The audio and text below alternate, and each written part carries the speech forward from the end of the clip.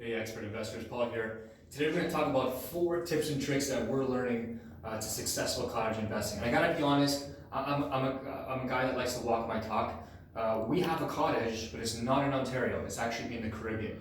So we're applying some of the things we've learned down there with short-term rental and the marketing pieces, and we're actually looking at buying a cottage here too. And with all the restrictions in place now, around traveling and flying and stuff like that, it's harder to get out, it's harder to go on an all-inclusive vacation. So we'd like to have a spot where we can take our own family to, and a place we can call home, right? And if we keep it forever, it'll be a place for our children. So that's important to us.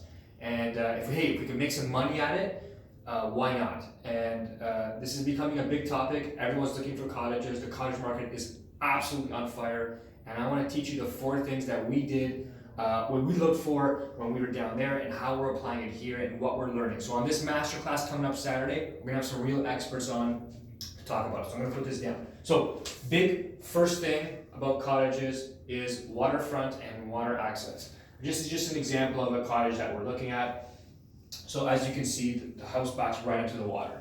What I'm noticing, what I don't see here is a dock and an actual access point if I want to park my boat in front or jump in the lake. I really don't want to walk through shrubs, and if I don't want to do it, guess what? My guests that are renting might not want to do it either. So being on the water is one thing, but the access to it, the docks, the access to the water, where's the boat launch, those are all major considerations that you want to have locked up when you're looking at a cottage.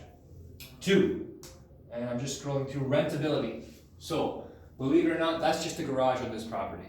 This is a separate bunkie, as they call it in Ontario cottage lingo, where there's a separate bedroom and washroom in this kind of garage behind the bunkie. The main house is here, as you can see. Very cottagey, nothing super fancy, that's for sure.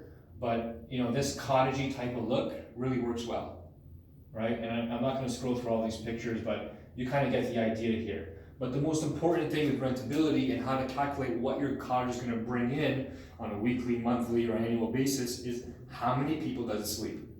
That's the first question.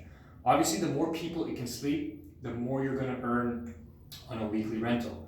If your cottage can sleep 8 to 10 people, let's say you have 3 bedrooms with the first one has a king, and the 2 other bedrooms have a bunk bed, and the third one has a bunk bed and a double bed, well, you can sleep 8 right there, easily, right? 8 to 10. If you have a pull-out couch, even more. The idea is if 2 families, like a brother and sister, mom and dad, 2 friends can join families and come together to the cottage, they don't mind spending $3,000, $4,000, $5,000 a week because they save money, they spend time together, and you get more money for your rental. So rentability is huge. I'm not so worried about how pretty it looks. If it's cottagey and a little dated, but it looks very homey and comfortable, but it sleeps a lot of people, that's something that I'm after.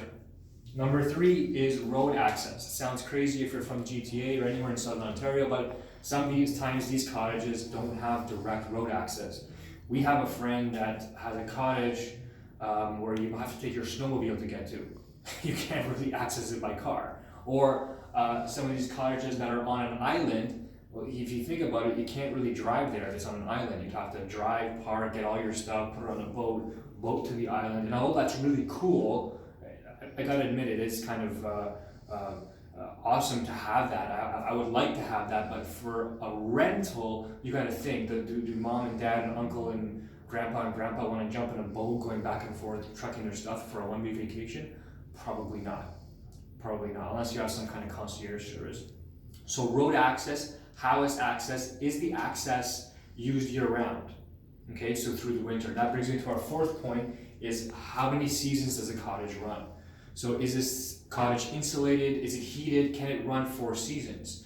Because if you're studying the rental market in Ontario right now for cottages, a trend that's coming, maybe not peaked, but coming now, is rentals in the early spring, late fall, and even in the winter seasons. Not just for skiing, but weekend getaways. On Airbnb now, you can package up Airbnb experiences, and maybe you bring them or have marshmallows and s'mores in a fire pit there, and they can go ice fishing during the day and come back and have a fire at night. You get these little weekend bookings in the winter and fall. and it just pads up the income for you. So having a 3 or 4 season cottage is a big distinction. I might pay a little bit more to have a full 4 season cottage with full 4 season road access where the city or the municipality is shoveling the snow on the street so cars can come through.